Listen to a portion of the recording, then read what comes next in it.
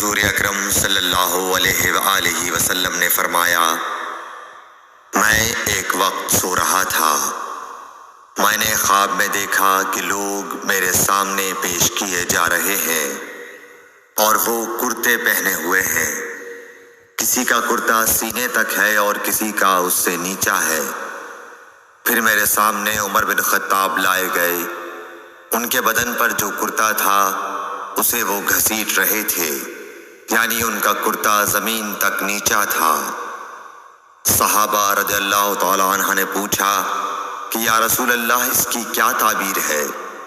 آپ نے فرمایا کہ اس سے دین مراد ہے۔ صحیح بخاری حدیث نمبر 23۔ ایک مرتبہ رسول کریم صلی اللہ علیہ وسلم ایک انصاری شخص کے پاس سے گزرے، اس حال میں کہ وہ اپنے ایک بھائی سے کہہ رہے تھے کہ تم اتنی شرم کیوں کرتے ہو؟ آپ نے اس انصاری سے فرمایا کہ اس کو اس کے حال پر رہنے دو، کیونکہ حیا بھی ایمان ہی کا ایک حصہ ہے۔ صحیح بخاری حدیث نمبر 24۔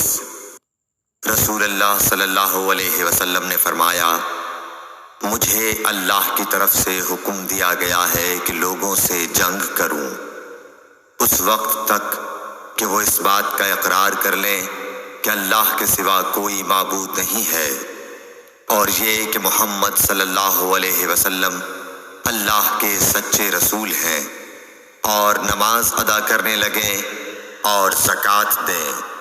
جس وقت وہ یہ کرنے لگیں گے تو مجھ سے اپنے جان و مال کو محفوظ کر لیں گے، سوائے اسلام کے حق کے۔ رہا ان کے دل کا حال تو ان کا حساب اللہ کے ذمے ہے۔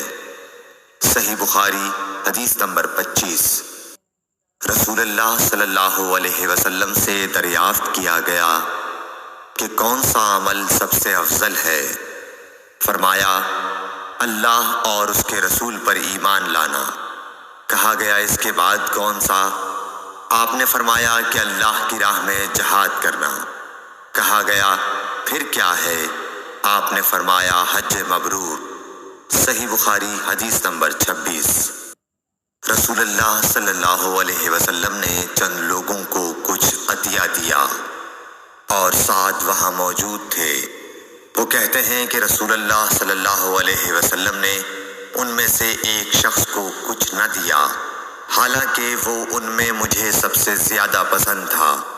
میں نے کہا حضور، آپ نے فلاں کو کچھ نہ دیا، میں اسے مومن گمان کرتا ہوں۔ آپ نے فرمایا مومن یا مسلمان؟ میں تھوڑی دیر چپ رہ کر پھر پہلی بات دہرانے لگا۔ حضور صلی اللہ علیہ وسلم نے بھی دوبارہ وہی جواب دیا۔ پھر آپ نے فرمایا کہ اے سعد، باوجود یہ کہ ایک شخص مجھے زیادہ عزیز ہے، پھر بھی میں اسے نظر انداز کر کے کسی اور دوسرے کو اس خوف کی وجہ سے یہ مال دیتا ہوں کہ وہ اپنی کمزوری کی وجہ سے اسلام سے پھر جائے اور اللہ اسے آگ میں اوندھا ڈال دے۔ صحیح بخاری حدیث نمبر 27۔ ایک آدمی نے رسول اللہ صلی اللہ علیہ وسلم سے پوچھا، کون سا اسلام بہتر ہے؟ آپ صلی اللہ علیہ وسلم نے فرمایا کہ تو کھانا کھلائے اور ہر شخص کو سلام کرے، خواہ اس کو تو جانتا ہو یا نہ جانتا ہو۔ صحیح بخاری حدیث نمبر 28۔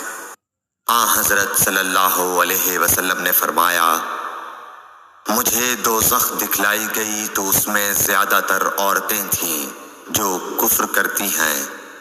کہا گیا حضور، کیا وہ اللہ کے ساتھ کفر کرتی ہیں؟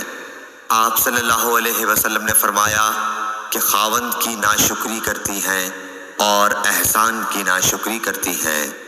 اگر تم عمر بھر ان میں سے کسی کے ساتھ احسان کرتے رہو، پھر تمہاری طرف سے کبھی کوئی ان کے خیال میں ناگواری کی بات ہو جائے تو فوراً کہہ اٹھے گی کہ میں نے کبھی بھی تجھ سے کوئی بھلائی نہیں دیکھی۔ صحیح بخاری حدیث نمبر 29۔